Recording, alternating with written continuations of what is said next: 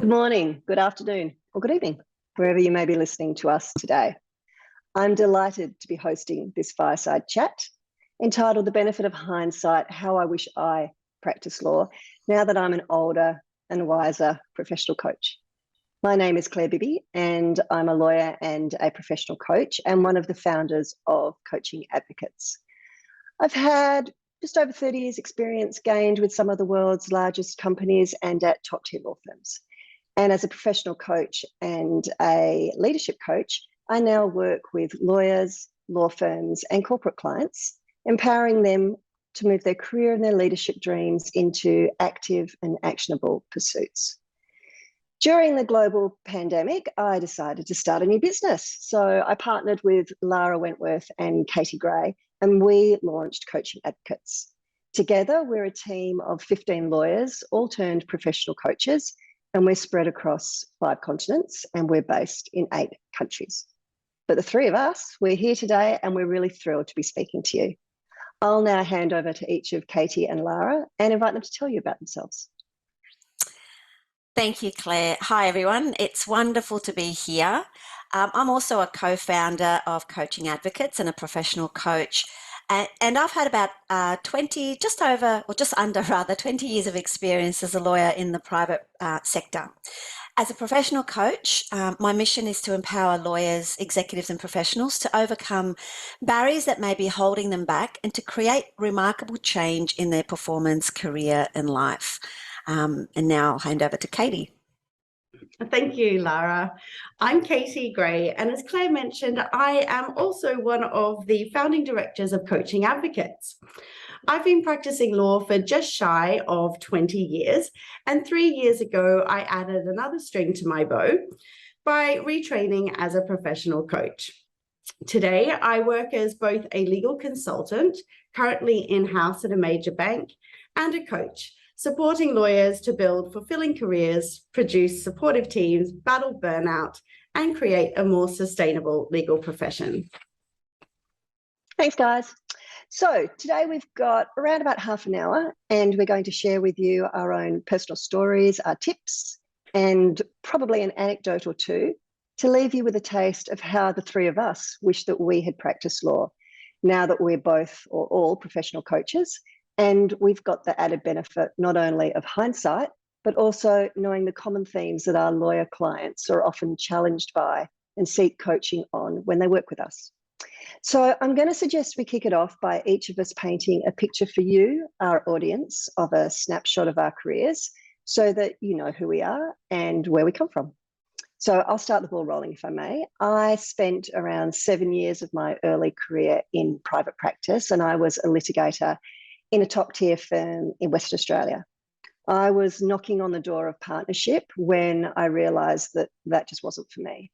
And so I moved in-house, where I spent over 20 years, and I moved from the west coast of Australia over to the east coast of Australia. The majority of that time, I sat in the seat of a General Counsel and I led others. I've managed teams during my career as small as 1 other lawyer, and close to the end of my career, I was managing up to 50 lawyers, and they were based all around the world, all levels of seniority. I left the in-house executive space about 5 years ago, and then I retrained as a coach. I built up a handful of non-executive directorship roles, and I started my own boutique law firm, all of which I do remotely from my offices in the east coast of Australia. Lara, can I invite you to share your background, please? Sure thing. So I began my legal career as a young 23-year-old in Sydney, Australia, where I pretty much remained for the entirety of my career. I was very much attracted to areas of law that involved people and their day-to-day lives, and I found myself in areas like personal injury and compensation law, probate, estate planning, but I spent the majority of my career in family law. I progressed through the ladder of private practice from paralegal all the way to partner, where I led a team of lawyers and support staff and was responsible for the family law division of a mid-tier law firm. Throughout my career, though, I was very much interested in other areas or other aspects of legal practice management, such as training and development, quality management, as well as business development. And as a result of me being really interested in those roles and those positions, the firm gave me some ancillary roles, such as the quality manager, as well as I held the position of business development manager for the firm for about 12 months. In around 2018, though, after a few years of being a partner, I heard a calling, I suppose. I was called to fulfill a different purpose. And I found myself in the world of coaching, training, and facilitating, which really felt like a natural sweet spot for me. So I've since retrained and qualified as a coach, and I now pretty much do that as my full-time vocation. Katie, over to you. Thank you, Lara. Well, I began my legal career in Brisbane, Australia. And throughout my entire career, I have always focused on banking and finance transactions. I left Australia as a mid-level associate to take up a position with Herbert Smith in London. And after a 4-year stint in London, I then moved with Herbert Smith to Singapore, where I spent the next 9 years. And during those 9 years in Singapore, I was promoted to the partnership of Herbert Smith Freehills. And it was during this transition to partnership that was really the shake-up that I needed to work on my personal effectiveness and leadership. 3 years ago, I retired from partnership in order to relocate to New Zealand with my family. And as part of that transition, I retrained as a professional coach, and it's only recently that I have re-entered the legal workforce as a legal consultant as well. So for me, that transition from senior lawyer to law firm partner was the catalyst that prompted me to have a really close look at my behavior and the habits that I developed after many years of working in a high-pressure international environment. One habit that I had inadvertently developed was this obsession for knowing the answers, being seen as added value, being perceived as someone who knows their stuff. And so for many years, and particularly early in my career, I really admired the senior lawyers who could just swan in to a situation and suggest a solution that no one else had thought of. And while this was really inspiring for me as a junior lawyer, I'd quickly feel insecure about my own contribution. And I'd ask myself, well, why didn't I have that answer? Why couldn't I have come up with that solution? So while this habit started very early on in my career, unfortunately, it stuck with me. And it stuck with me as I moved around the world. And I took it with me as I moved into more complex matters. And it even stayed with me after I was promoted to partner. Eventually, I realized that the people who had all these answers simply had more experience. They'd seen more transactions, they'd seen more solutions. But those feelings of insecurity and self-doubt had become habit. The thoughts that I should know this already, or I should have been able to come up with that, prevented me from feeling confident and capable, even though objectively I was competently working on some very complex and sophisticated transactions. So it wasn't until I myself learned to be comfortable with not knowing, being able to leverage curiosity rather than knowing already or being seen as being smart. It was only then that I was able to replace those feelings of insecurity, inadequacy, and self-doubt with feelings of being reassured and confident. So for me, the absolute game changer was stop worrying about looking smart or not knowing already, and to instead become more open and comfortable with not knowing, trusting that I could always figure it out if I remained curious and confident in my ability to learn. So Claire and Lara, I'm really curious to know, what was the game changer for you that allowed you to lead confidently? Thanks, Katie. I think it's really interesting that you use the word confidence and leading confidently, because confidence, at least in the work that I do as a coach, is the one subject that most of my clients seem to consistently ask to be coached on. And for me, the really big light bulb moment that I had, which was a huge boost for my confidence, was when I truly understood the importance of sponsorship. And I've had over my career a couple of mentors and a couple of sponsors. And for those people who are not familiar with the term, a sponsor is somebody who basically advocates for you when you're not in the room. it's not somebody that you go up to and tap on the shoulder and say, hey, will you be my sponsor? It's a relationship that really grows organically over time. For me, I had two really influential sponsors over my executive career. And there's a story that I often, there's a story I often repeat to people in this context. I remember the gentleman in question coming to me one day and just saying, so, Claire, what is it? What is your medium to long-term future here with the organisation? What is it that you want to achieve? And I told him what it was that I wanted to achieve, not knowing why he was asking me these questions, but trusting that there would have been a very good reason why he was asking. And a few weeks later, I remember him coming back to my desk and said, oh, Claire, you remember you said to me that you wanted, a certain title, and you wanted a certain pay grade, and you wanted a certain quality of work to come your way. And I thought, oh, hello, what's this all about? And I said, yeah, I remember that. And he said, well, how much do you know about Meatloaf? And I thought, odd question. And I presume you're meaning Meatloaf the singer, not Meatloaf the meal. And I said, well, I've got Bat Out of Hell at home.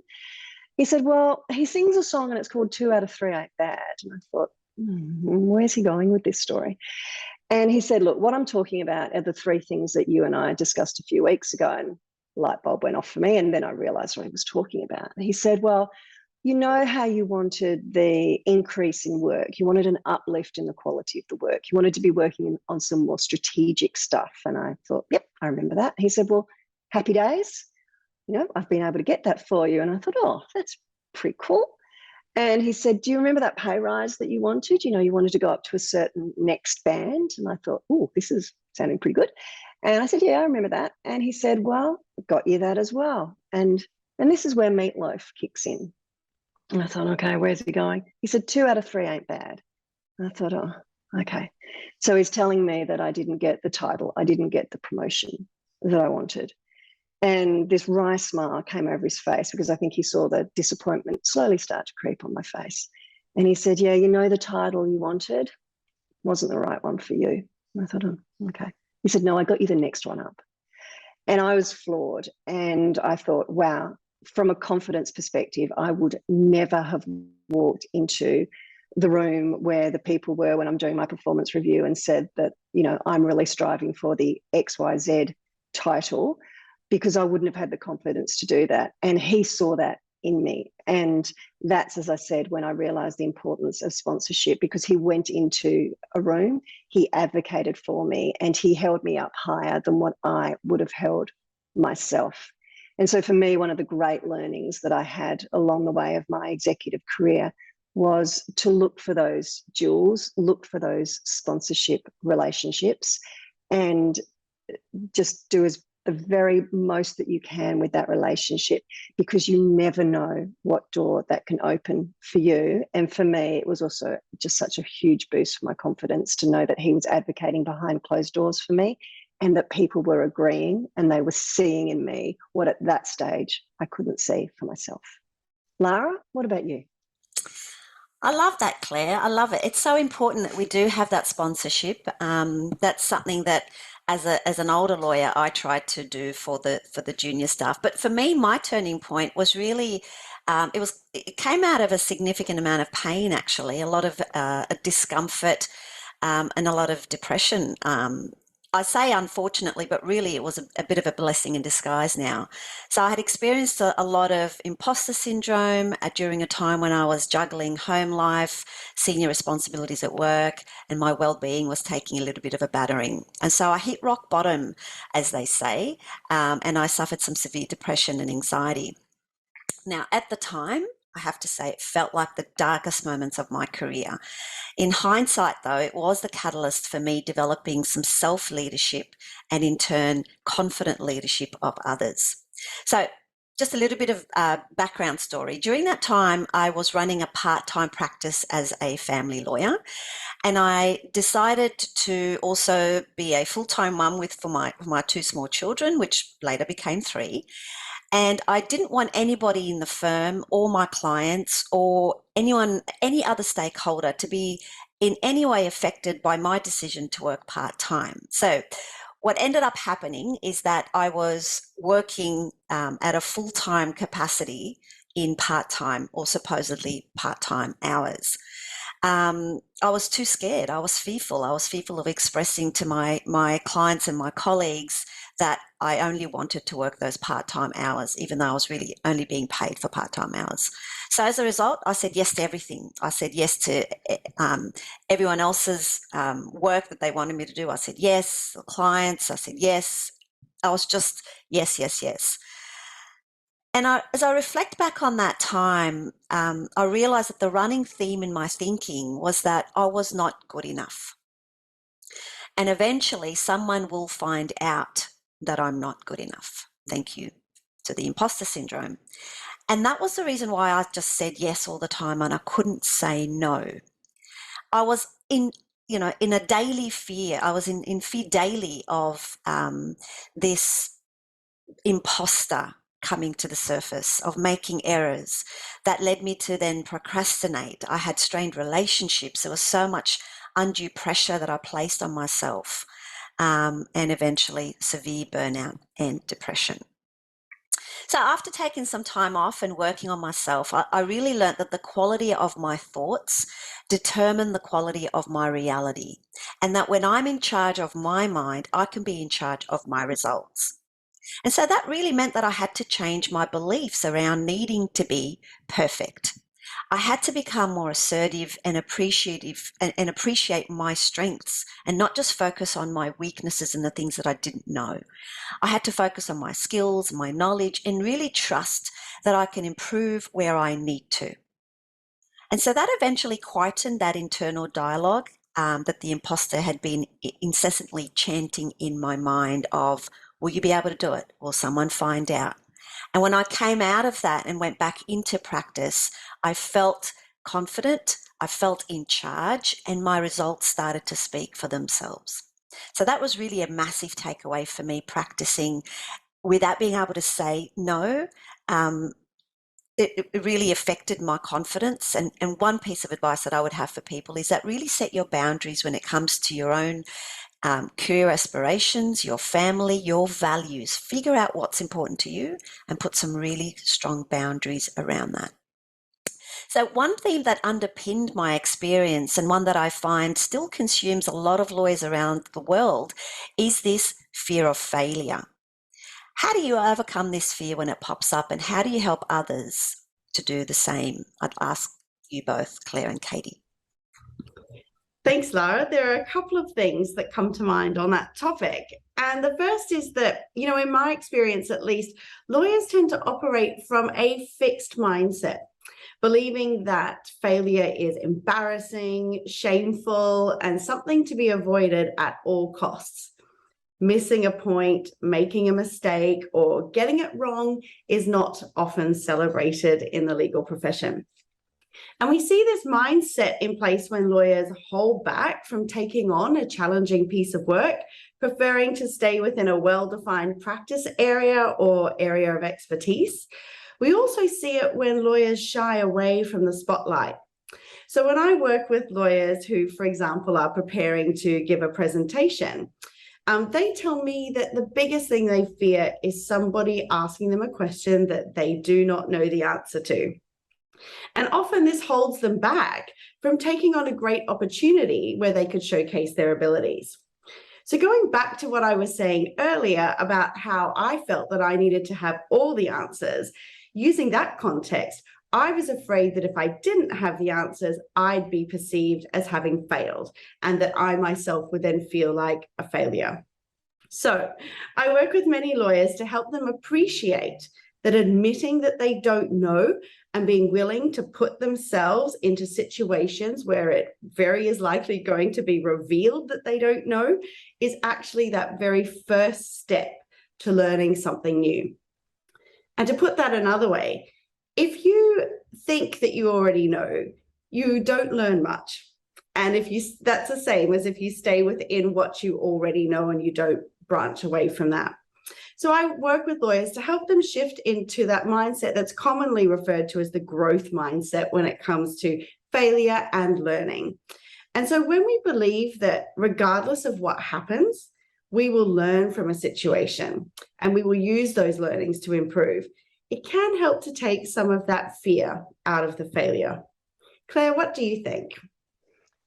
Yeah, that's interesting. Thanks, Katie. I think I'm going to answer that from the perspective of a common response that I often see, in the sense of a practical response that lawyers in particular, it's a go-to response. It's a self-sabotaging response that people often go to in response to fear. And what I'm talking about is the concept that I often work with my clients on, especially those who have perfectionist tendencies. And that's the response to the fear, the perfectionist tendencies. The thing that I work with my clients on is something called the 80-20 rule, which you guys would be familiar with. But for our audience, what that means is that's where 80% of the consequences of what you're doing comes from only 20% of the causes. And I'll explain that a little bit in a second. And what I then do is I interweave into that concept something called the Eisenhower matrix, and help my clients use that as a way to help them to prioritize. We don't have enough time today for me to go into both of those, but if anybody's interested, please feel free to reach out to us and we can explain more about the Eisenhower matrix, or feel free to Google it. But what I'm going to concentrate on is this 80-20 rule. And what the 80-20 rule means is, for those lawyers who may be worried about or have a fear of failure, and their way to deal with that is through perfectionism. So everything has to be absolutely superb before it goes out the door. And when you do that, you can actually be a bottleneck. And you may be somebody who thinks, I just got to read it one more time. Or the other example I give to people is, do you reread an email after you've sent it? Because if you do, then I'm wondering why you're doing that. What is that perfectionism achieving for you?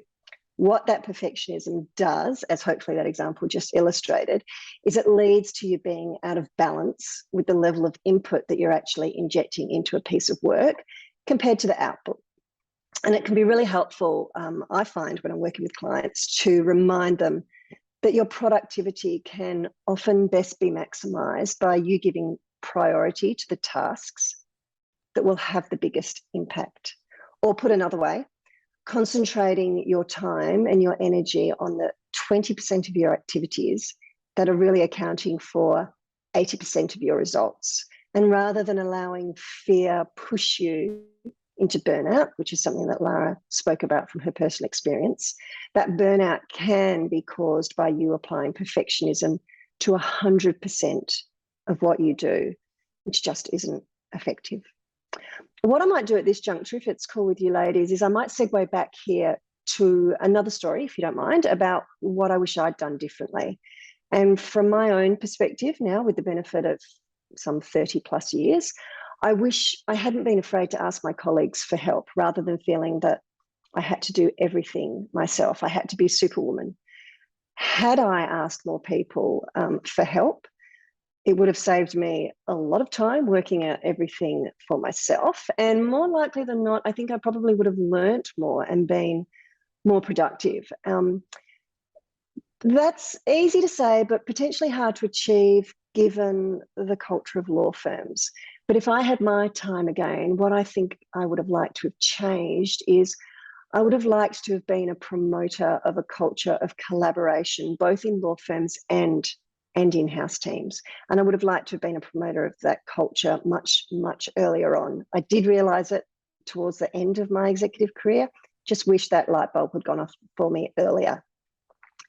But that said, collaborative work seems very, very natural to us as coaches, but it rarely seems to get a look in with lawyers, be they in private practice or in-house.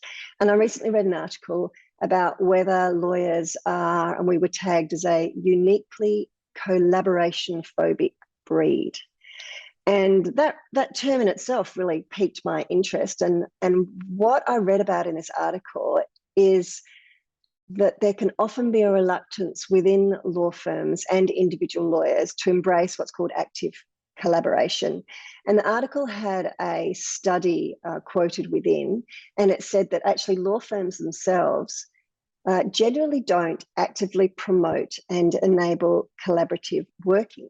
But if they did, they could find that their teams and their lawyers could actually be 5 times more likely to be high performing. So it's a barrier that law firms and in-house teams are potentially putting up by continuing to practice the same way that the people before them and the people before them have practiced, because sometimes change is particularly hard in our industry to advocate for and then to put into practice.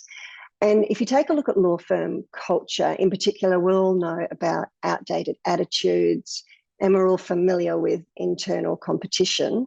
Those two factors themselves are still very much alive and well in not only law firms, but also in in-house teams. So people who are watching this today, who often when you're interviewing younger lawyers who want to come to work in-house, and we say to them, why do you want to work in-house? And they say, for the vibe, for the work-life balance, for the culture. I suspect some of you might be sniffling there and thinking, yeah, it's not always peaches and roses. It can be just the same in-house as it can be in law firms. And I say to that not to be a cynic, but I say to that because I can recall a really unpleasant time in my own career in one of my in-house roles where one of the senior lawyers in the in-house team actively worked to divide and conquer the lawyers within that team. And that person was doing that in an attempt to protect that person's own turf, so to speak. And whilst probably all of the people watching this today, or most of the people watching this today, will be familiar with that happening within law firms, perhaps you've seen it in-house, perhaps you haven't, but I can testify from my own perspective that I've certainly seen it. And that's the culture that I'd really like to change if I had my time again. And if you overlay onto that the emphasis with pressuring individual lawyers to meet tough personal targets, to compete with the people in their team rather than collaborate with their team members, well, that just continues to be bred as a culture, and it continues to be destructive to lawyers all over the spectrum. And it may be the rationale that competition forces the best out of your lawyers.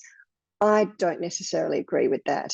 There's also attitudes that adopting more collaborative approaches can somehow weaken a lawyer's accountability and make them less goal-oriented. But again, I don't advocate for that thinking. I don't agree with that thinking, and I think it's becoming more and more out of date. To go back to that article, if I may, one of the really impressive studies that it quoted was from Harvard Law School, as you'd expect. And they reported in their study, particularly of law firms and particularly from a collaboration versus competition perspective, they reported that far from those attitudes and that culture driving profits, driving profitabilities, it actually causes silos between people. It increases risk and it increases both internal costs and external costs with your law firm suppliers. Whereas the Harvard Law School report showed that when collaboration was embraced and if it can be successfully implemented, lawyers have been proven through these studies to be able to better handle complex and lucrative, more productive, more rewarding work, grow their internal clients' loyalty, or if in a law firm environment, external clients' loyalty, and increase margins, depending on how margins are measured. But faced with this sort of data, it's really quite remarkable that our industry itself doesn't grasp onto the concept of moving away from anti-collaboration and moving towards it.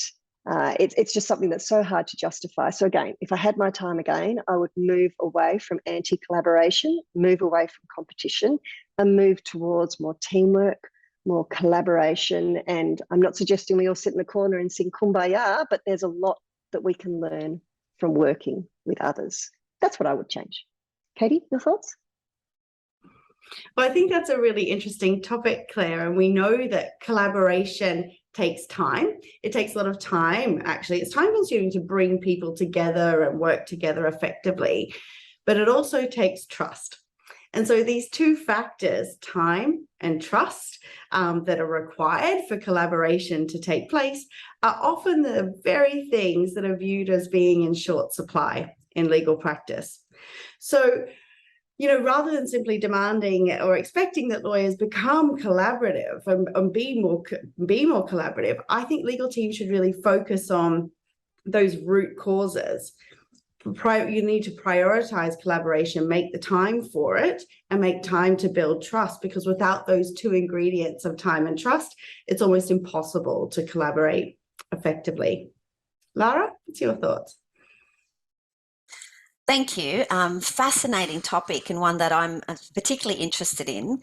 I believe that there is this lack of collaboration, or this almost fear of collaboration, is something that's affecting the progress of the profession. You know, that whole adage, if you want to go fast, go alone. If you want to go far, go together. That's something that I think as the legal profession doesn't yet quite grasp. And it might be, and it probably is, that the culture of the profession is obviously more competitive and collaborative. And I think back, you know, to my days at university and the people that I studied uni with, or even, you know, the children at school who wanted to be lawyers. Most of those people are competitive in nature. It was really about, you know, trying to get the higher scores to prove that they were better. So I think, you know, in general, the profession does attract people who are more competitive in nature. So that makes collaboration a little bit more difficult to start with. But I think it's also as a result of potentially the mostly adversarial nature of legal practice in most parts of the world, and a bit of a mindset around scarcity, you know, that there's not enough to go around for everybody. And we see that a lot within organisations and legal teams, where you sort of, you keep your cards close to yourself and you don't share. And we see that in the legal profession in general. And Claire and Katie, as you were speaking, I started thinking about some research by Professor Laura Wentworth out of the UK, where she looked at professionals, especially lawyers, and she said that the mindset of a lawyer is mostly of that insecure high achiever. So that insecurity, I think, is what causes that fear that if I share, that I won't have enough. And unfortunately, the culture of the profession almost, I think, fosters that insecurity in a sense, because, you know, it does, like Claire said, that idea that competition will make more profit, or will induce more performance, or whatever that is, keeps us wanting to stay insecure high achievers. So for me, I think the thing that I would have liked to change as a lawyer is that mindset that I am an insecure high achiever, that I didn't need to be insecure, that I can achieve, and there's not, you know, that I can have enough in the moment, and then therefore I could share. And I think as a profession, not only in organisations and firms, I think as a profession, we really need to embrace this collaborative leadership approach. And that will really come in handy, I think, and really address high-level issues that plague the profession, almost like lawyer well-being. You know, that's something that is almost common for most lawyers across the world. That it's not specific to sectors, it's not specific to countries or jurisdictions. And I think collaborative leadership is the only approach that's going to help us move forward with an actual solution, with an actual remedy for this issue that plagues us all. So I think that's as a younger lawyer, as a lawyer in my profession, again, I would have liked to embrace more of that collaborative mindset and really be able to, you know, say, I don't understand, or I need help, or, you know, I don't get it, or I'm depressed, so that I could ask for help and almost share the burden, so to speak. That's awesome. Thank you, Lara. So ladies and gentlemen, just looking at the clock, I can see that we are at the bottom of the hour. And so thank you very much for sharing the last half an hour with us. We've enjoyed speaking to you with the benefit of hindsight and some grey hairs, and we hope there have been some valuable takeaways for you today. Please feel free to connect with any one of the three of us on LinkedIn, or visit our Coaching Advocates website at www.coachingadvocates.com, especially so if you're interested in working with any of our 15 professional coaches to modernise the way that your firm or your in-house team works, if you want to create a more sustainable and healthy work environment for yourself and your staff, if you want to become a more effective lawyer, both inside and outside of the office, or if there was anything that any of the three of us said today that particularly resonated with you, we'd love to chat. Our coaches are all lawyers, and we are based all around the globe. Our team has folks in the United States, in Australia, where I am, in the United Kingdom, in New Zealand, we're in Singapore, South Africa, and also Taiwan. So there's someone close to where you are, I'm sure. And my sincere thanks to my colleagues, Lara and Katie, for joining me today. It's been lovely to see you both and spend some time together. So thank you very much from the three of us. Bye-bye.